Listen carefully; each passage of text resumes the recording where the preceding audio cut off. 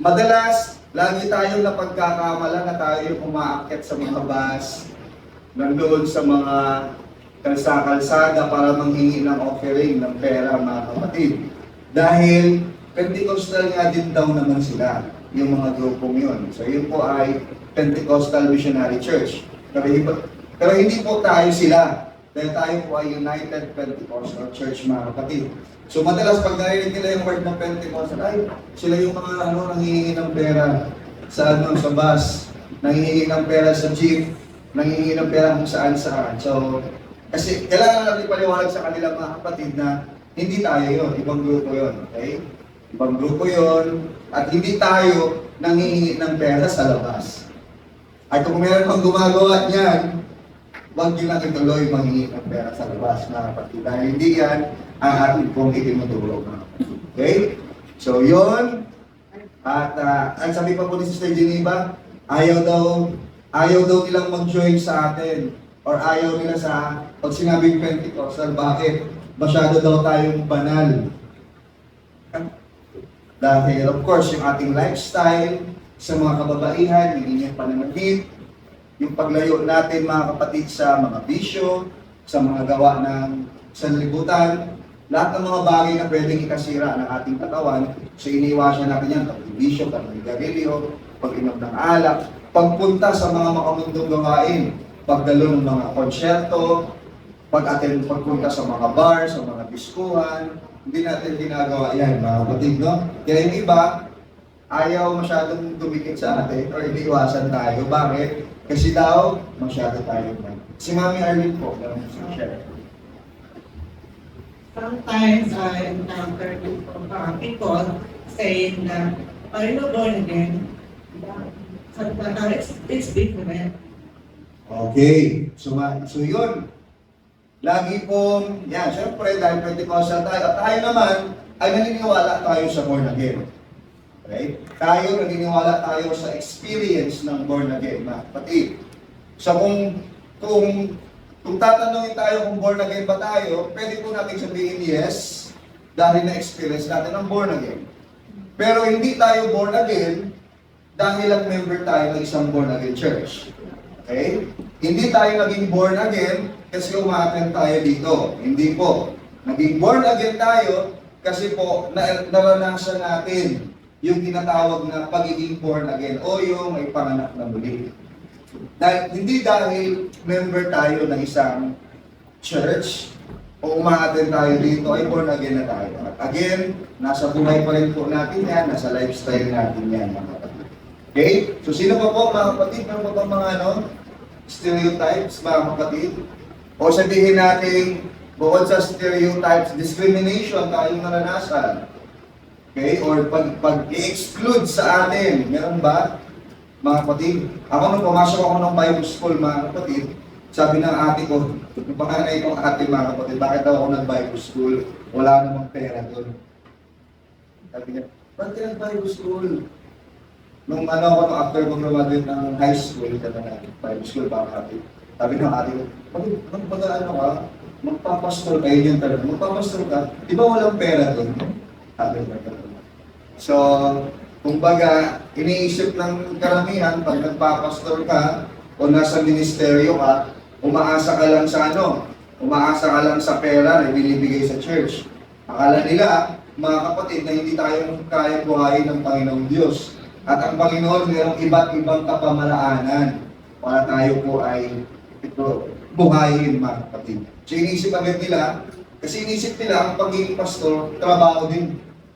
So dahil trabaho din siya, iniisip nila, saan manggagaling ang kita? Yan ang iniisip nila. Alam naman nila na ang pagpapastor, hindi ito basta-basta pera-pera lang. Hindi ito sweldo-sweldo lang, mga kapatid. Kasi kung susweldohan natin si pastor, kulang pa yung binibigay natin sa totoo lang. Kulang pa yung binibigay natin sa ating pastor, mga kapatid. Kasi hindi matatawaran yun. Lalo na kung wala kang pag-ibig sa gawain ng Panginoon. Ano ba naman, di ba sabi nga nila, kung gaano karami yung miyembro mo, gano'n din karami yung sakit ng ulo mo. Diba? Kasi lahat yan may pinagdadaanan. Lahat yan may problema. Pag namumroblema yan, saan lalapit? Sa pastor. Hihingi ng advice sa pastor. hihingi ng counsel sa pastor. Kaya sabi nila, kung saan ang alamin ng miyembro mo, minsan ganun din karami sakit ng ulo mo. Kaya hindi din basta-basta ang pagiging pastor, mga kapatid. Okay? Kaya kung narinig ko yun, mga kapatid, naging ano ko naman din siya. Naging challenge ko rin yun, mga kapatid. Nung sinabihan ako ng ate ko na, bakit daw ako magbabible school, wala namang pera sa pagpapastor. Lalo niya gano'n. Nung sinabi yun sa akin, mga kapatid, na-challenge din ako.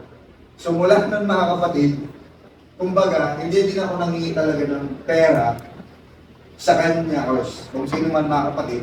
Mula nung nag-aaral ako ng Bible school, mga kapatid, kasi gusto kong patunayan na yung Diyos na pinaglilingkuran ko, buhay siya. At kaya niyang mag-provide, mga kapatid. At salamat sa Panginoon, alam niyo naman, ang kwento, mga kapatid, ako po'y makapagtapos dahil po sa support ng church, sa support ng mga kapatiran na nagpapaabot-abot ng pabaon, gano'n. So, salamat sa Panginoon. Okay? Sino pa po, mga kapatid, meron pa mga ano dyan? Yung mga stereotypes or discrimination na kayo na-experience o iniisip nila pag sinabing Pentecostal ka, ito agad yung naisip nila. Meron pa ba? Meron pa masasabi sa atin ng mga tao? Bukod sa tayo lang yung nangihingi sa bus, bukod sa tayo lang yung nangihingi ng pera. Alam ko mga kapatid, maraming iba sa atin dito naka-experience. Ako, narinig ko na yung mga testimony ng iba na pinagtatawanan dahil ang mga babae lagi nakapalda. Meron pang testimony, mga kapatid, sa isang university. Dahil yung mga Pentecostal doon is, siyempre yung mga babae, nagpapahaba kayo ng buhok, mabilis nilang napapansin. Ngayon, ang ginagawa, minsan daw napagtitripan yung buhok, minsan inaapakan yung buhok nila, mga kapatid. So may mga ganong discrimination. Pero salamat sa Panginoon, mga kapatid, itong mga karanasan na ito po yung nagpalakas palalo ng ating pong pananampalataya. Ito po yung nagpatunay, ito po yung ebidensya na talagang naiiba tayo sa kanila. Na naiiba tayo pagdating sa pamumuhay, naiiba tayo pagdating sa atin pong ginagawa, mga sinasabi. At dapat maging iba talaga tayo, mga kapatid, dahil tayo po ay iba. Now, ito po ang ating pong tanong, na ito din po yung title ng ating lesson, na ating pong pag-uusapan. Madalas, ang sabi sa atin, ang mga Pentecostal daw, ay mga nasisiraan ng bae. Medyo nasisiraan daw tayo ng bae, or minsan na pagkakawalan tayong mga baliw, mga kapatid, dahil sa pamamaraan ng ating pagsamba. Dahil sa way ng worship natin. Why? Kasi yung ating way of worship is different from the rest of them. Sa karamihan. Kaya ang tingin nila, alam niyo naman yun, pag naiiba ka yung way mo, lalo na pagdating siya yung worship, yan, napagkakamalan, sila sabihan tayo ng mga nagsisiraan ng bae. Pero ito yung tanong, mga kapatid. Have oneness Pentecostals, yan, Pentecostals po yan. Have oneness Pentecostals lost their minds? Okay. Are you? Isipin mo nga, tanongin mo yung sarili mo, nasiraan na ba ako ng bae? Dahil sa pananampalataya ko. Nasiraan na ba ako ng ulo dahil sa ginagawa nating paglilingkod sa ating Panginoon? Now, next slide po. Sabi po ni Dr. Wilbur M. Smith, isang nagtuturo. Bakit kaya ito yung aking or di ko lang pala. Baka saan na. Okay. Now, sabi po ni Dr. Wilbur M. Smith, isang dalubhasa, isang theologian, nag-aaral ng theology and tagapagtanggol ng doktrinang Trinidad or Trinity. Sabi niya, the man who denies the Trinity will lose his soul. Okay? And the man who tries to understand the Trinity will lose his mind. Okay? Madalas natin itong marinig sa ating mga kaibigan, ng mga Trinitarians. Okay? At sabi nila, pag tinatanong mo sila, ilan ang Diyos? Isa. Pero ang Diyos nila, mga kapatid, ay nakahati sa tatlo. Merong Diyos Ama, Diyos Anak, at Diyos Espiritu Santo. Pero ilan ang Diyos? Isa. Pero ilan ang persona ng pagka-Diyos? Tatlo. Yung Diyos Ama ba ay parehas sa Diyos Anak? At ang Diyos Anak ay parehas sa Diyos Espiritu Santo? Ang sagot nila, hindi. Ngayon, kung hindi sila iisa, kung hindi sila pare-parehas, di ba mayroong tatlong Diyos ang mga kapatid natin Trinitarian? Diyos Ama, Diyos Anak, at Diyos Espiritu Santo. At tayo po, kagaya ng sinabi ko kanina, tayo ay naniniwala na mayroon lang isang literal, isang nilalang, isang being na Diyos, mga kapatid. Ngunit sila ay naniniwala na mayroong isang Diyos na mayroong tatlong pagkatao o persona. Okay? Diyos Ama, Diyos Anak, Diyos Espiritu Santo. Ngayon, tatanungin mo sila, bakit gano'n? Akala ko ba isa? Pero bakit tatlo? Ang sabihin nila sa inyo, hindi kasi basta-basta maiintindihan ang doktrina ng Trinidad or ng Trinity. Na kapag inunawa mo, sabi pa nila, lagi natin naririnig ito, na kapag inintindi mo, kapag inunawa mo, hindi maarok, hindi pwedeng maintindihan. At baka masiraan pa tayo ng, sabi nila, baka masiraan pa ng bait ang tao. Kapag sinubukan nating unawain, intindihin ang Trinity, doktrina ng Trinity, mga kapatid. Okay? Maganda sana, kung ipapahingin natin, parang wow, napakaganda ang argument. But, look at the statement, mga kapatid. Though the statement seems to be what? Supporting the doctrine of Trinity, mga kapatid, it is very clear that this particular phrase, isang sikat na phrase, isang sikat na sinasabi, mga kapatid, ng mga Trinitarian, kung titignan natin maigi, paano kaya kung baguhin natin to? Gawin natin pang oneness. Gawin natin pang sa atin, mga kapatid. Ano yun? Paano kaya pag sinabi natin, the man who denies oneness will lose his soul. And the man who tries to understand oneness will lose his mind. Ang tao na idinideny niya na meron lang isang Diyos, oneness, as in literal na isang Diyos, ay mawawala ang kanyang kaluluwa. At yung tao na gustong intindihin ang pagiging isa ng Diyos, ay masisiraan ng bait, mawawala sa sarili. Kung babaguhin natin, mga kapatid, yung mga katagang ito, marahil ang iisipin ng iba, grabe, napaka-manipulative ng statement. Napaka-controlling ng statement. Napaka-brainwash nung statement. Bakit? Pag ayaw mo tanggapin ang Trinity, bahala ka, may impyerno ka.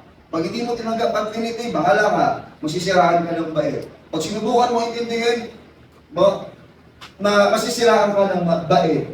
Okay? Take note, mga kapatid, that this is a famous quote. Next slide, please.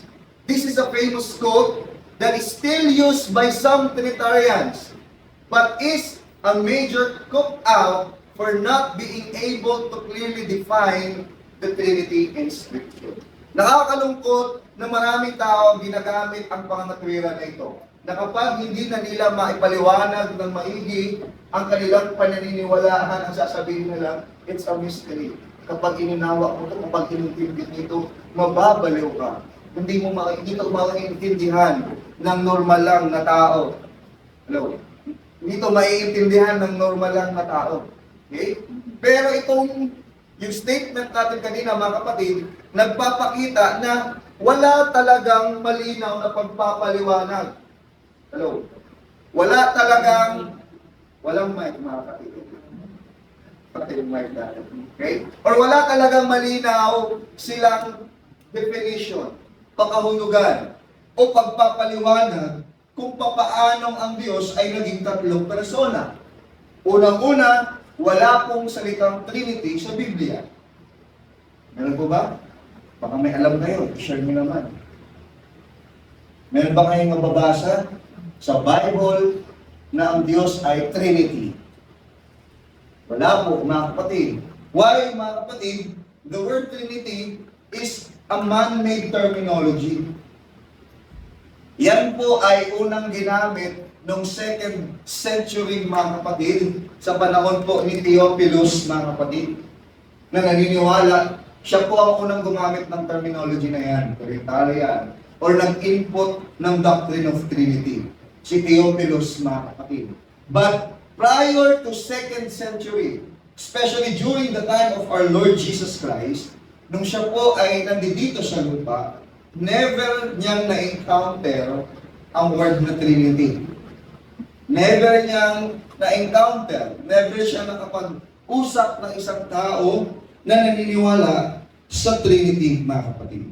So yung statement natin kanina ay pwedeng magdala sa atin sa pagkaligaw. Okay? Tayo po dito mga kapatid, hindi dahil tayo ang itinuturo natin dito, hindi dahil nagsisimba ka dito sa church na ito, ligtas ka na. Hello? Hindi po tayo nagtuturo dito na dahil umaattend kayo, ay mapupunta na kayo sa langit. Hindi po. Ito po ay mga, preliminary action.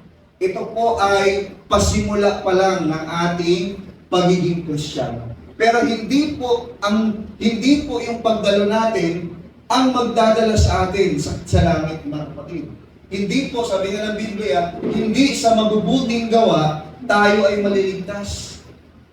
Madalas natin marinig sa mga kaibigan natin sa labas na basta magpakabait ka lang. Huwag ka lang gumawa ng masama, mapupunta ka na sa langit. Tanong, totoo ba yan? Sabi ng Biblia, hindi po. Okay? Dahil sabi ng Bible, hindi sa mabubuting gawa ng tao na tayo ay maliligtas. Dahil bakit tayo gumagawa ng mabuti? Ibig sabihin mo, Brother Mike, hindi ka nagagawa ng mabuti. Hindi naman pala yun yung magbabase kung tayo ay maliligtas. Hindi. Gumagawa tayo ng mabuti, hindi dahil gusto nating maligtas. Ngunit ang paggawa ng mabuti ay bunga ng kaligtasan na ating tinanggap. Ito po ay bunga na dapat ng ating pagkiligtas. Ito dapat ay bunga ng ating pong pagtanggap sa ating Panginoon. Gumagawa tayo ng mabuti dahil tinanggap natin ang Diyos. At hindi tayo gumagawa ng mabuti para maligtas. Okay? Bunga na lang yan ng ating pong paglilingkod sa ating Panginoon. Now, balikan natin ngayon yung kasabihan na atin pong binasa kanina. The man who denies the Trinity will lose his soul. Totoo ba to? Meron ba itong biblical na pagpapaliwanag? Meron ba itong verse sa Bible na nagsasabing kapag hindi ka maniwala sa Trinity, o kapag dininay mo, tinanggihan mo ang Trinity, maliligaw ang iyong kaluluwa o mawawala ang iyong kaluluwa. Yun ba talaga ang sinasabi ng Biblia, mga kapatid? Sabi po ng Matthew chapter 10, verse 33, but whosoever shall deny me, ang nagsasalita po dito ay si Jesus Christ, ang ating Panginoon. Sabi niya, but whosoever shall deny me before men, him will I also deny before my Father which is in heaven. Sabi niya, sino mang i-deny ako, sino mang itanggihan ako sa harapan ng mga tao ay i-deny ko rin sa harapan ng Ama na nasa langit. Okay? At 2 Peter chapter 2 verse 1. But there were false prophets also among the people. Marami pong mga nagtuturo ngayon, mga sabi ng Biblia, mga bula ang propeta. Also among the people, even as there shall be false teachers among you. Wow, grabe. Take note of this. This is from the book of 2 Peter. And 2 Peter, mga kapatid, is an epistle. It is a letter para kanino, mga kapatid? Para ito sa mga taong naniniwala na mga Kristiyano.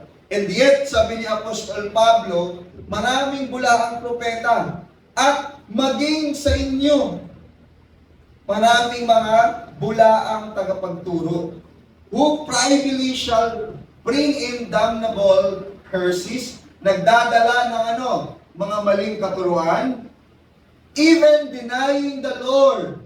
that bought them and bring upon themselves swift destruction. Ano daw ang ginagawa ng mga bulaang guro na ito, ng mga bulaang propeta na ito, mga bulaang tagapagturo? Idinideny nila ang ano? Trinity ba ang sabi dyan? Sabi dun sa Matthew na binasa natin, Trinity ba ang tinutukoy doon? Hindi po. Wala tayong mababasa. The Bible, next slide please. The Bible never said that the Trinity must not be denied. Hindi po ang Trinity ang sinuko ng Bible. Ngunit ang tinutukoy ng Biblia ay it is Jesus that must not be denied. Si Jesus ang hindi dapat natin ipagtanggi, hindi natin tanggihan, i-deny, mga kapatid. Hindi po ang Trinity o anumang katuruan. It is Jesus, mga kapatid. Why? Because take note that Jesus Christ is the central figure of Christianity. Hello? Kaya may mga Kristiyano, because the center of our worship, the center of our faith, is Jesus Christ. Kaya Christian.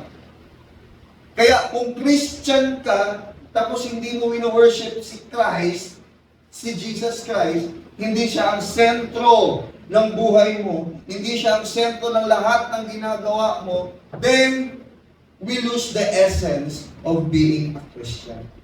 Kaya nga sabi ng Bible, ano man yung ating ginagawa, sa isip man, sa salita, sa gawa natin, ano sabi ng Bible, do it all in the name of Jesus Christ. Why? Because He is the central figure. He is the subject of our worship. Wala nang iba. Hindi yung ibang katuruan. Hindi. Malinaw na sabi ng Bible, hindi ang Trinity ang dapat nating i-deny. Wag nating i-deny ano? Si Jesus Christ. Dahil siya lang po ang nag-iisang Diyos, mga kapatid. Bakit, mga kapatid? Sabi po ng Colossians chapter 2, verse 9, pakibuksan nga po yan. Buksan po natin sa Colossians chapter 2, verse 9. Sabi po dito, mga kapatid, okay. Colossians chapter 2, verse number 9. For in Him dwelleth all the fullness of the Godhead bodily. Tama po ba? Ito po ba ang sinasabi ng Colossians, mga kapatid? For in Him dwelleth all the fullness of the Godhead bodily. Ano sabi ng Colossians? So, sapagkat sa Kanya nananahan ang buong kapuspusan ng pagka-Diyos. Sino yung Him na tinutukoy dyan? Sino yung Him na tinutukoy dyan? Kung babalikan natin yung verse 7 or verse 8, mga kapatid, tumutukoy yan kay Jesus Christ. Okay? So kung ipaparaphrase natin yung verse na yan, for in Jesus Christ dwells all the fullness of the Godhead bodily. Lahat na ng tungkol sa Diyos, lahat na ng pagkakakilala mo tungkol sa Diyos, lahat na ng pagkaunawa mo tungkol sa Diyos, hindi natin yan masusumpungan sa ibang Diyos, sa ibang mga tao, sa ibang mga nilalang, kundi sa ating Panginoong Yesus. Kaya nga sabi ng verse 10, umiusog natin yan, kaya nga sabi ng verse 10, and ye are complete in Him, which is the head of all principality and power. Jesus Christ is the head of all principality and power. So kung siya ang head ng lahat ng may power, di ba siya ang most powerful? Tama ba ako? Kung ikaw ang head ng isang department, kung ikaw ang head ng isang grupo ng mga tao, di ba ikaw yung pinakamataas? Ikaw yung pinakasinusunod? Ikaw yung pinaka-may authority? So ang sabi ng Bible, Jesus Christ is the head of all principalities and the head of all power. Now, kung sasabihin natin na yung Diyos Ama ay iba kay Jesus Christ, sino ngayon ang mas makapangyarihan sa kanila? Alam naman natin na ang Diyos Ama naman talaga ang makapangyarihan, tama? Hello? Kasi siya ang lumikha ng langit at ng lupa. Okay? Ang Diyos Ama naman talaga ang kapangyarihan. Pero ang sabi na, ibig sabihin ba mali ang sinasabi ng verse na ito, na si Jesus Christ ang head ng lahat ng may power. Ibig sabihin, kung hiwalay si Diyos Ama kay Jesus Christ, dapat yung Diyos Ama pala, subordinate lang kay Jesus. Kasi may power ang Diyos Ama, pero ang sabi ng verse na yan, si Jesus Christ yung head, pinakamaulo, pinakamataas sa lahat ng may kapangyarihan.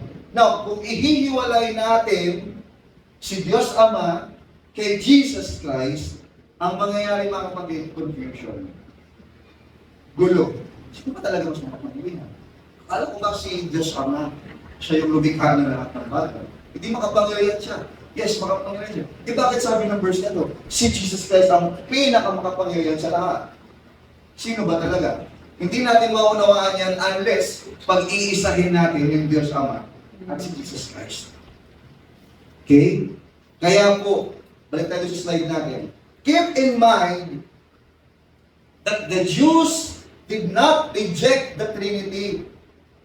Hindi po dininay ng mga Hudyo ang Trinity.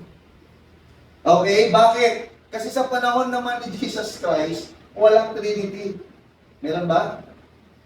Makakapagbigay ba kayo ng evidence, historical evidence and proof that the Trinity is existing during the time of Jesus Christ? Wala. Kaya, hindi yun ang dininay. Hindi yun yung nireject ng mga tao. Ang nireject nila, si Jesus Christ. Kaya nga si Jesus Christ yung naipako eh. Tama po ba?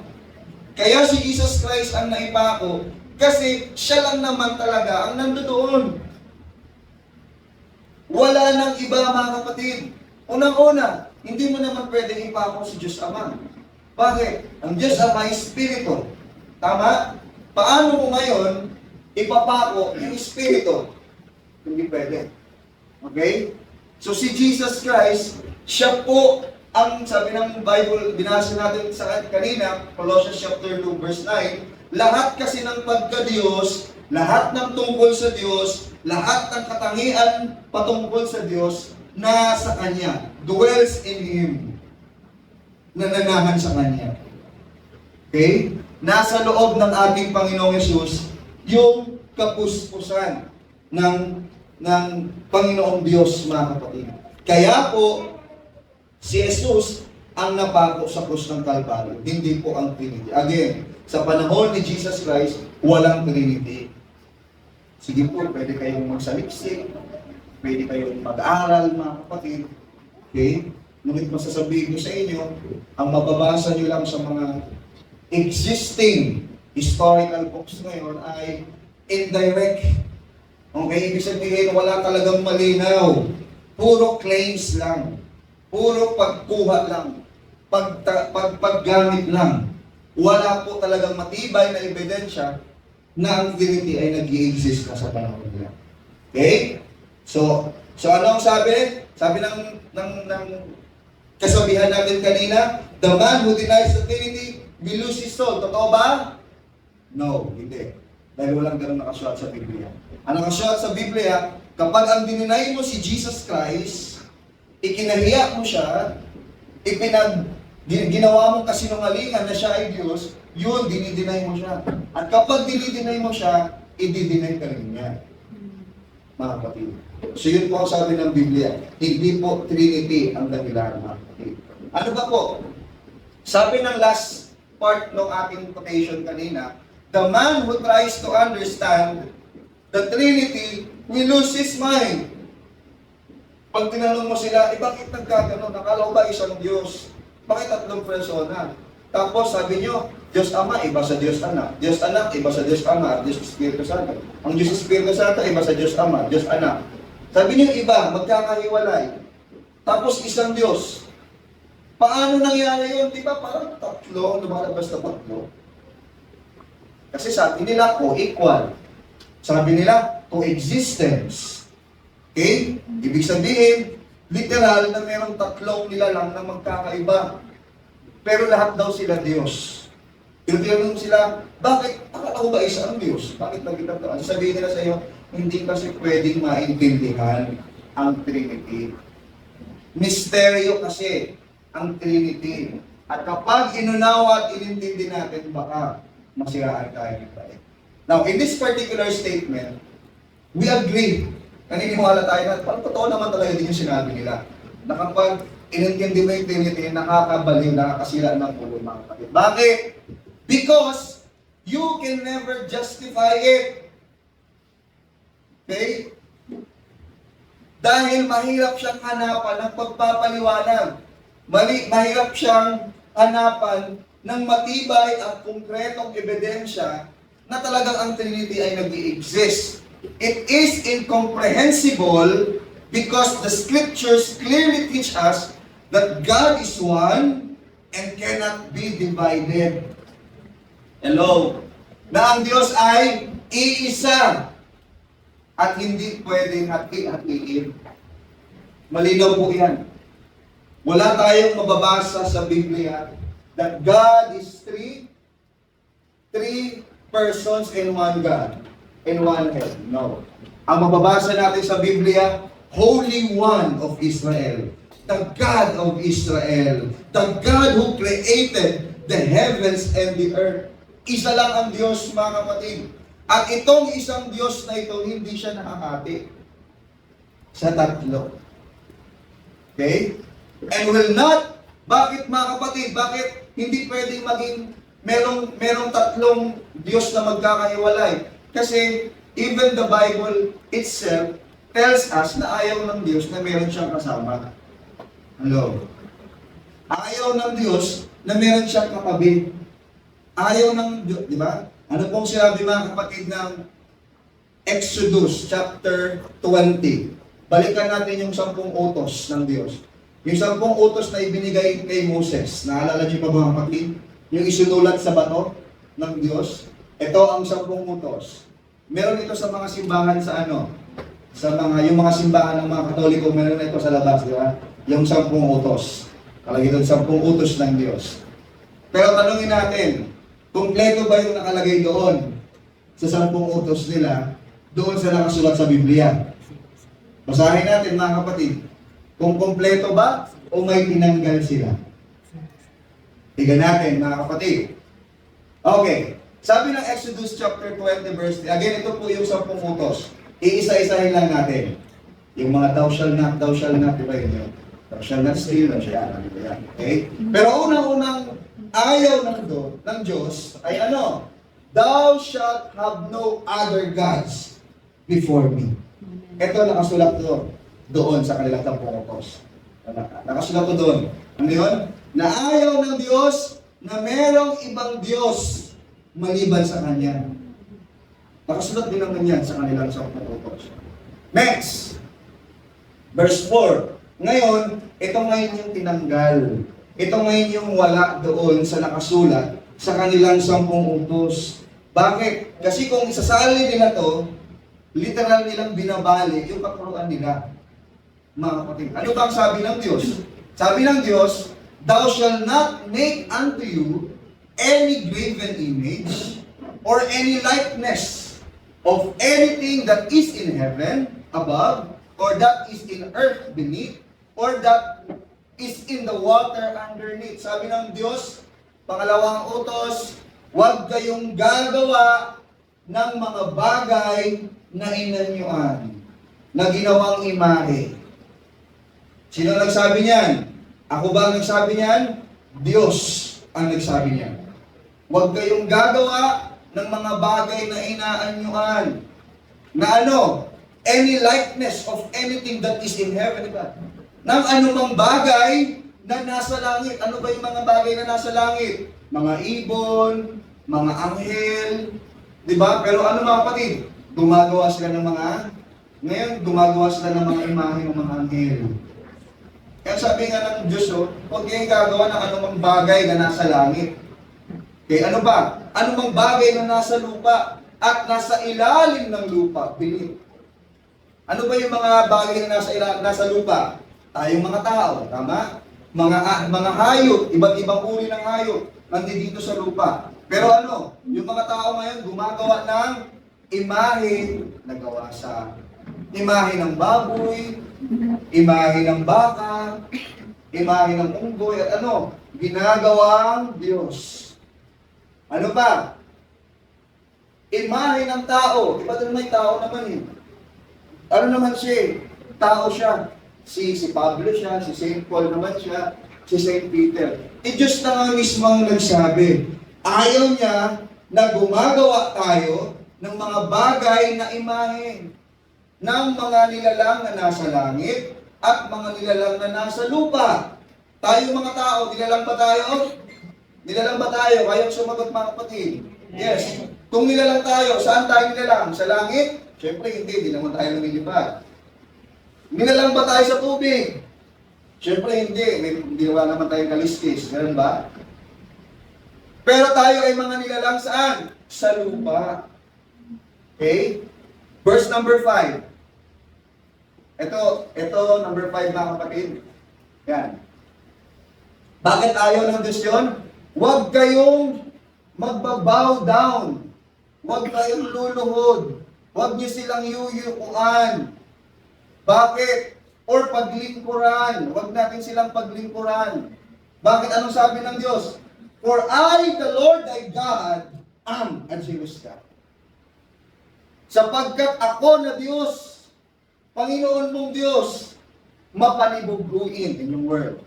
Or kung papababawin natin, ano ba yung jealous mga kapatid? Siloso. Yan. Dahil yung Diyos na ating pinaglilingkuran, ayaw niya na meron tayong ibang niyuyukuran. Ayaw niya na meron tayong ibang siniserve. Gusto niya sa Kanya lang tayo mag-serve. Sa Panginoong Diyos lang, mga kapatid. Dahil ayaw niya na ibinibigay natin sa iba yung ating pagyuko, yung ating pagsamba. Now, madalas natin itong marinig, hindi naman namin sinasamba. Hindi naman namin, kumbaga, kaya kami may imahe is, bakit? Ano lang naman yun? Parang remembrance. Parang ang ginagamit nila laging pagpapaliwanag is yung picture. Siyempre, pag namimiss mo daw yung nanay mo, yung asawa mo, yung girlfriend mo, may picture ka sa wallet, pero hindi ka naman daw naniniwala na yung picture na yun. Na siya yung tao yun. Okay? Meron ka lang picture niya para pag nabimiss mo siya, meron kang titignan. Di magandang, ay, okay nga naman, okay pala yung pagpapaliwanag yun. Pero hindi eh. Sige, sabihin na natin, hindi nga. Pero dito, hindi ba sila nagbabow down? Kayong sumagot kasi dati tayo ganyan. Hindi ba tayo nagbabow down dyan? Diba nagbabow down nga tayo dati? Grabe, lumapasay pa nga tayo. Hindi ba tayo nagsuserve sa kanila? Nagsuserve tayo, nagkakatikirin tayo ng kandila, naglalagay tayo ng mga sampatita, naglalagay tayo ng nililibusan natin sila, iniikot natin sa buong bayan, mga kapatid. Hindi ba yan form of service? Hindi ba yan form of service? Okay? Bakit natin sinasabi ito, mga kapatid? Kasi, grabe naman pala yung church na yan, grabe man judge, grabe man, hindi po eh. Diyos yan, no? Binabasa lang natin kung ano yung ayaw niya, kung ano yung kinagagalit niya. Bakit? Kapag ginawa natin yung sabi ng Bible, sabi ng Panginoong Diyos, visiting the iniquity of the fathers upon the children unto the third and fourth generation of them that hate me. Wow! When you do that, akala natin form of love, form of care. Pero sabi ng Diyos, hate me. So, ginagawa ba natin yung hate ba? Hindi ba? Alam natin, ginagawa natin yun kasi yun yung sincere na ginagawa ng puso, yun yung gusto mong gawin. Pero kapag ginagawa pala natin yan, mga kapatid, it's a form of hate sa Diyos. Bakit nasabi ng Diyos na hate natin siya? Eh meron, nandiyan na nga siya, gumagamit ka pa ng larawan. Why not go directly to Him? Bakit hate ng Panginoon yun, mga kapatid? Ang sabi pa niya, yung kasalanan ng mga ama, ng mga magulang, okay? Yung father dyan is mga parents. Yung kasalanan ng parent, ano yung kasalanan ng parent? Yan, pagsuserve sa ibang gods. Okay? Pagkakaroon, pagbabow down sa ibang gods. Yung kasalanan na yon, sabi ng Bible, ay the iniquity of the fathers will, what? Mamanahin ng kanilang mga anak. Hanggang saan? Hanggang ikatatlo at hanggang ikaapat na saling lahi, na generation. Ano ibig sabihin nun? Ikaw, pag ginagawa mo to, mamanahin yan ng anak mo. Bakit? Yung anak mo, second generation, correct? Yung apo mo, third generation, mamanahin pa. Yung apo mo sa tuhod, mamanahin pa yung kasalanan mo. Gusto mo ba yun, mga kapatid? No. Hindi po, mga kapatid. At bakit natin ito sinasabi, mga kapatid? Hindi dahil may hate tayo, mga kapatid. Gusto lang natin ipaunawa yung ano bang sinasabi ng Diyos sa Bible. Again, kung meron man kayong dapat questionin, hindi po kami. Hindi ang iglesyang ito. Questionin niyo ang Diyos. Lord, ano sinabi mo sa Bible na ano? Mali pala ito eh. Ayaw mo pala ito eh. Bakit naman? Kung meron po kayong dapat question, hindi po kami. Dahil hindi naman kami ang nagsabi. Ang Bible at ang Diyos mismo. Siya po ang nagsabi. Next po, habang tapusin na po natin ang lesson natin. Next slide po natin. Now, we agree with what the statement is saying, mga kapatid, because you can never justify separating God into three persons. It is incomprehensible because the scriptures clearly teach us that God is one and cannot be divided and will not share His glory with another. Next slide. Not only did God not reveal Himself as a Trinity. Alam niyo ba, kahit nga yung mga Israelita, yung mga Jewish, hanggang sa panahon natin ngayon, alam niyo po, hindi sila naniniwala sa Trinity. Kaya pumunta kami sa Israel. Kaya nga ang religion nila is Judaism. Ang Judaism, strict yan pagdating sa Diyos. Naniniwala sila na meron lang talagang isang Diyos. Strict believer sila ng monotheism or one God. Mga kapatid. Sa sobrang stricto nga nila, na naniniwala sila na meron lang isang Diyos. Di ba nung pumunta si Jesus Christ sa lupa, hindi nila pinaniniwalaan?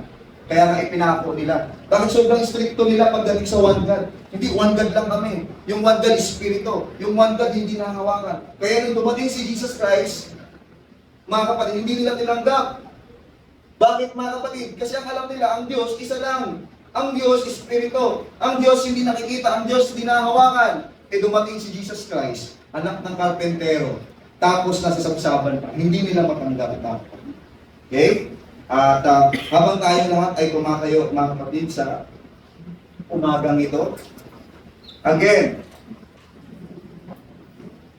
are we Oneness Pentecostals, mga kapatid, na naniniwala, tayo po na mga naniniwala na meron lang isang literal na Diyos.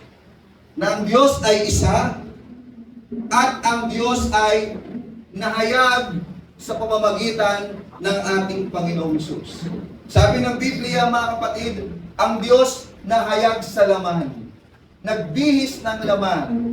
At last verse na gusto kong basahin, mga kapatid, yung sa Philippians chapter 2, mga kapatid, verse 11, kung di ako nagkakamali. Ayan. Verse number 6. Philippians chapter 2, verse number 6.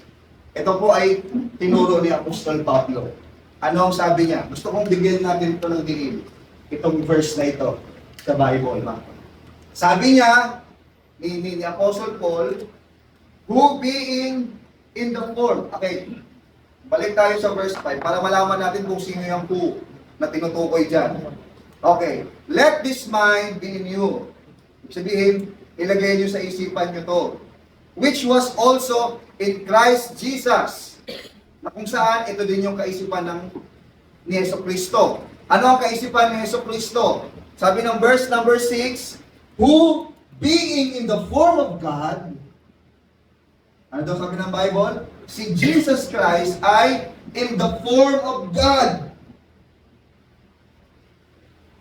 Kung si Jesus Christ ay nasa anyo ng pagiging Diyos, at ang Biblia ay naniniwala lang sa iisang Diyos, hindi ba pwede natin i-conclude na si Jesus Christ, siya yung nag-iisang Diyos ng Biblia? Bakit mga kapatid? Thought it not robbery, ang ganda nitong phrase na to. Thought it not robbery to be equal with God. Alam niyo naman sa Jewish teaching, sa turuan ng mga Hudyo, napaka-stricto nila pagdating sa pagtuturo na meron ng isang Diyos. Na kapag may nagsabing isang tao o isang nilalang na siya ang Diyos o anak ng Diyos, di ba? Lagi nilang inaakusahan. Ano yung akusasyon nila? Blasphemy, pangusong, kalapastanganan. Bakit? Dahil ikaw na tao, aangkinin mo na ikaw ay Diyos. Sa mga Hudyo, kalapastanganan yun. Pero ito ang nakakatuwa sa sinabi ni Apostol Pablo. Nung si Jesus Christ, na nasa anyo siya ng pagiging Diyos, hindi iyon pagnanakaw sa Diyos. Hindi iyon pagnanakaw ng pagiging Diyos. Diba? Kung Jewish tayo lang, si Jesus Christ, bakit niya sinabi na Diyos siya? Hindi siya pwedeng maging Diyos dahil ang Diyos is Espiritu. Ang Diyos siya yung Father. Ang Diyos hindi nahawakan. Pero bakit niya sinasabing siya yung Diyos? Pwede din sabihin, grabe, ninanakawan niya ang Diyos. Pero sabi niya Apostol Pablo, siya lang nagsabi ng niya, si Jesus Christ, who being in the form of God, hindi niya ninakawan ang Diyos sa pagiging Diyos. Sabi pa nga dito, thought it not robbery to be equal with God. Hindi pagnanakaw para sa Kanya, yung ang angkinin niya na siya ay Diyos. Bakit mga kapatid? Kasi nga, siya naman talaga ang Diyos. Kaya nga hindi yun robbery. Jesus Christ is not robbing from God the Father with the Godhead. No. Jesus Christ is not robbing the Father with His divinity. No, actually, sabi pa ni Apostle Paul, equal nga sila eh. Bakit sila equal? Kasi ba dalawa? Dalawa ba ang Diyos? Kaya sila equal? Kaya sila equal kasi nga isa lang ang Diyos. At yung Diyos na tinutukoy dyan, siya si Jesus Christ. Kaya nga sabi ng verse 7, mga kapatid, kung itutuloy natin yan, but made himself of no reputation. Ibinaba ang kanyang sarili na wala ng dignidad, wala ng reputasyon. Bakit? Kasi sa pagiging Diyos niya, meron siyang reputation. Ang reputation niya, He is the Creator. He is the God of Israel. He is the great I am. Yun yung reputation ng Diyos. Pero nung nagbihis siya nung naging tao, nag-anyong alipin si Jesus, nawalan siya ng reputasyon. At anong nangyari? Nagbihis siya ng form of a servant. Ibig sabihin, kung nagbihis siya ng anyong alipin, hindi talaga siya alipin. Tama ba? Nag-anyong lang siya. Nagbihis lang siya ng pagiging alipin. Pero hindi talaga siya alipin. At ang sabi ni Paul, and was made in the likeness of men. At naging katulad siya ng mga tao. Ibig sabihin, hindi talaga siya katulad ng mga tao. Hindi talaga siya tao, tama? Pero ginawa lang niya yung sarili niya na maging katulad ng mga tao.